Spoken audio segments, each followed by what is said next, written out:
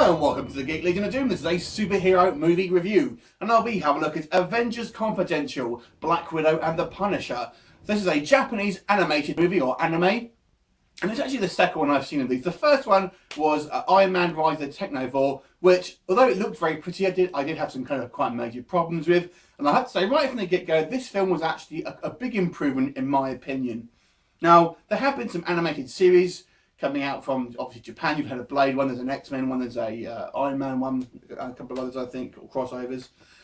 But I haven't really seen them, I have to be honest. Basically the story here, now it says Avengers and it really isn't Avengers, so let's get that kind of thing out of the way first of all.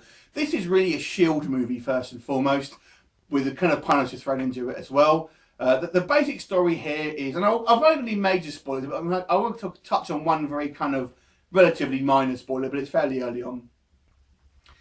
The basic plot here is you have the Punisher is coerced by Nick Fury and S.H.I.E.L.D into kind of helping them take down this kind of terrorist organisation called Leviathan. And they've basically, this Leviathan organisation has been developing some kind of new weapons from technology that they've stolen from S.H.I.E.L.D.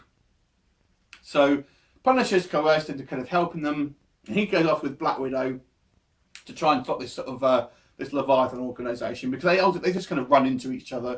And it turns out that this kind of Leviathan organisation actually has this sort of ex-love interest of Black Widow, and this is the kind of spoiler really, but like I said, relatively early on.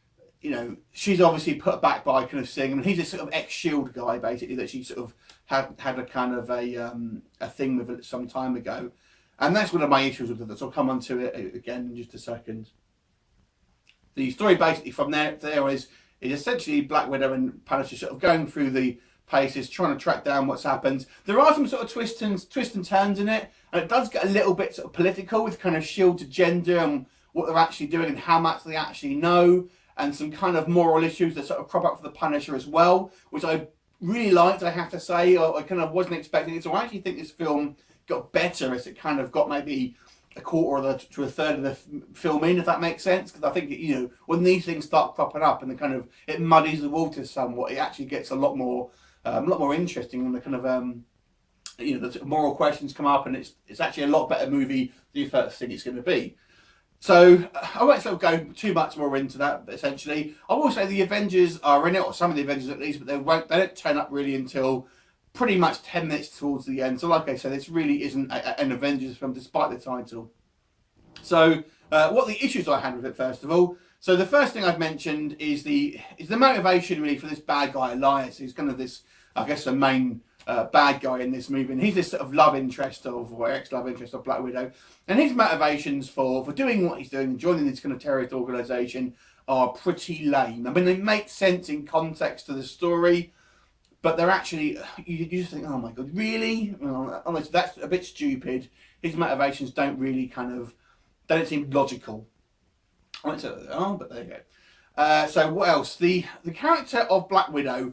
Now, the voice acting in general, I have to say, with the main two characters, Punisher and Black Widow, at first with the Punisher, I wasn't too keen on his voice, but it kind of grew on me as the movie progressed.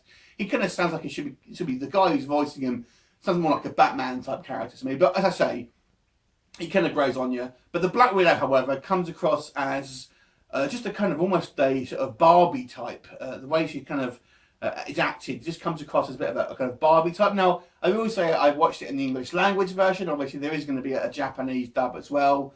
So, you know, if you like it in the Japanese language, it may be a bit different. But I'm only talking the English version, that's all I've seen.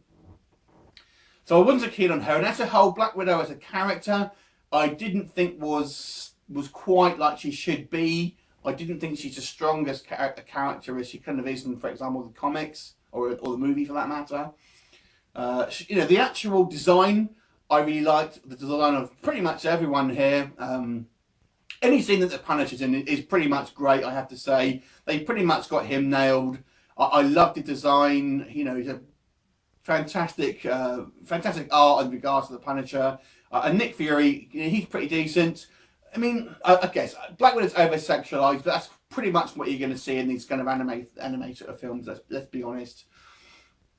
But the animation was probably average. I don't think it was the smoothest animation that I've ever seen. It was serviceable, but I mean, it's done by Madhouse Studios, which have done quite a lot of previous things. I mean, they're quite prolific in Japan. And, you know, like I said, okay, but I wouldn't say it's particularly groundbreaking animation. So, you know, I have a couple of issues, as I say, just a recap, obviously, the bad guys' motivations, the voice acting, specifically Black Widow, and kind of her character in a whole is not so great. Animation was okay, and as I say, if you're expecting the Avengers, then pretty much forget this film, because it ain't the Avengers film. But I have to say, the story was actually quite engaging. It had some pretty decent twists in it. I actually sort of enjoyed some of these things that crop up. The action, there's lots of action in it. I mean, it's quite a violent movie. I mean, it's not. I wouldn't say it's gory essentially, but the Punisher kills a lot of people, and you know, he does it in some quite brutal ways. So this definitely isn't going to be a kind of one you're going to want to show your kids. So, but it's quite a fun movie. It makes sense, which I'm always a bit of afraid of. And this might sound, I don't really watch a lot of anime, I'll be quite honest, but ones I have seen don't tend to make a lot of sense a lot of the time. Certainly for me, from a dumb guy from the UK, but there you go. This one, at least it makes sense. They don't go too overboard with stupid tentacle monsters like they did in kind of Iron Man, like the Technovore. So everything is kind of reasonably grounded, for at least for the sort of Marvel universe, or at least it makes sense in this kind of this superhero landscape. So, you know, that was pretty good. The Punisher, fantastic. You know, just his kind of mannerisms, his stoicness, and some of the things that he goes through were really, I think they got the character pretty decent, I have to say. So I really did enjoy the Punisher. It makes me think, actually, I wouldn't mind seeing just a complete Punisher movie, but not based in any kind of like superhero stuff, just really just an anime with kind of like the criminals and stuff. I think that would be pretty good. But it kind of makes sense him going with sort of S.H.I.E.L.D. and just kind of these sort of spies and things like that. There's some really nice little moments here and there where he kind of notices another S.H.I.E.L.D. agent with a kind of a Navy SEAL statue, I think it is, or something like that. And he kind of just, you know, makes a kind of gesture towards him and sort of shows him his own sort of tattoo and things like that. So, on Marines it was, sorry. So some nice little touches here and there. Overall, I actually quite enjoyed this film. Like I said, it made sense. It had some intelligent writing in it, which I was, you know, was impressed with. A couple of minor issues for me here and there, but it doesn't take away from the fact that this was actually quite a step up, in my opinion, from Rise of the Technovore. So I'm going to give this movie a 7.5. Actually, I'm going to give it an 8 out of 10. I actually did quite enjoy this movie. So 8 out of 10. What did you think of it? Leave me a comment. I'll look forward to seeing you next time. Bye for now.